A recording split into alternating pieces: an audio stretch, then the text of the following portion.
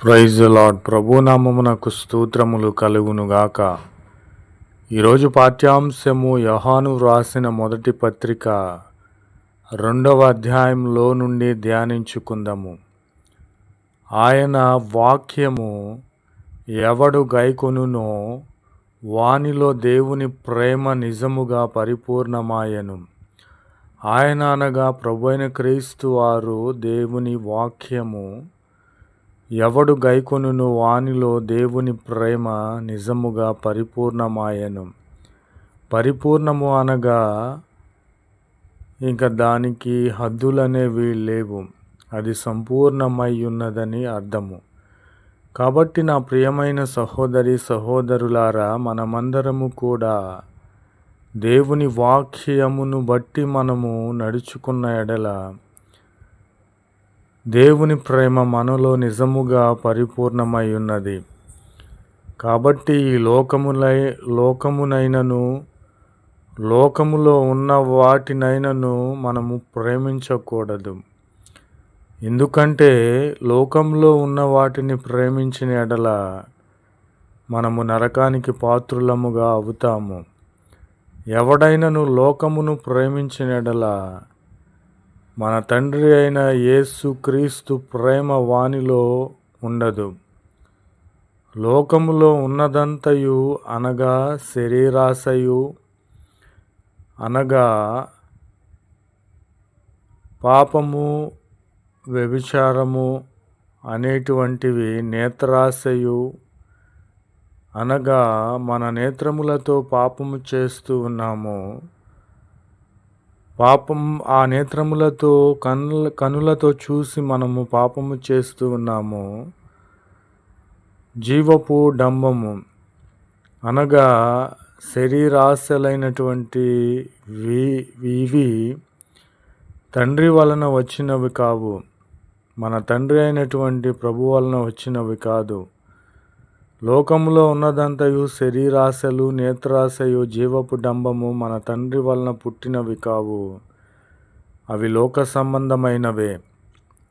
లోకమును దానిలో ఉన్న ఆశయు గతించిపోవును గాని దేవుని చిత్తమును ఎవడైతే జరిగిస్తాడో వాడు నిరంతరమును నిలిచేవాడుగా ఉన్నాడు. ప్రభునామమునకు స్తోత్రములు కలుగునుగాక. కాబట్టి నా ప్రియమైన సహోదరి సహోదరులారా, ఇది కడవరి గడియ, ఇది చివరి గడియలుగా, చివరి రోజులుగా ఉన్నవి. క్రీస్తు విరోధి వచ్చునని మనము విన్నాము కదా. ఇప్పుడును అనేకమైనటువంటి క్రీస్తు విరోధులు ప్రభువైన క్రీస్తు వారికి విరోధముగా బయలుదేరి ఉన్నారు. కాబట్టి ఇవి చివరి గడియలు, చివరి రోజులు కనుక మనము అట్టి క్రీస్తు విరోధుల మాటలు వినకుండా, ఇవి చివరి గడియలు కనుక దీని చేత మనము తెలుసుకొని జ్ఞానము పొందిన వారమై దేవుని ప్రేమను, దేవుని వాక్యమును ఎవడైతే గైకొని తెలుసుకొని దానిని అవలంబిస్తాడో, జరిగిస్తాడో దేవుని ప్రేమ వానిలో నిజముగా పరిపూర్ణమై ఉన్నదని ప్రభునామమున తెలియపరచుచున్నాను. ప్రభునామమునకు స్తోత్రములు కలుగునుగాక. ఆమేన్. जय यीशु मसीह की। आज दिन की प्रभु पवित्र वचन यूहन्ना की पहली पत्री 2 अध्याय में है। पर जो कोई उसके वचन पर चले उसमें सचमुच परमेश्वर का प्रेम सिद्ध हुआ है। हमें इसी से मालूम होता है कि हम उसमें है।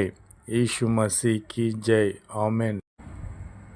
और संसार और उसकी अभिलाषाएं देने मिटते जाते हैं, पर जो परमेश्वर की इच्छा पर चलता है वह सर्वदा बना रहेगा।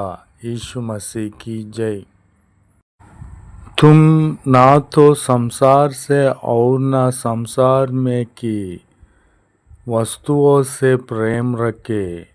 यदि कोई संसार से प्रेम रखता है तो उसमें पिता का प्रेम नहीं है। क्योंकि जो कुछ संसार में है, अत्युत शरीर की अभिलाषा और आंखों की अभिलाषा और जीविका का घमंड, वह पिता की ओर से नहीं परंतु संसार ही की ओर से है। यीशु मसीह की जय। यह अंतिम समय है और जैसा तुमने सुना है कि मसीह का विरोधी आने वाला है, उसके अनुसार अब भी बहुत से मसीह के विरोधी उठे हैं।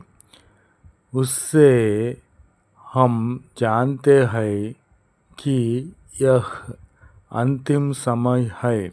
यीशु मसीह की जय।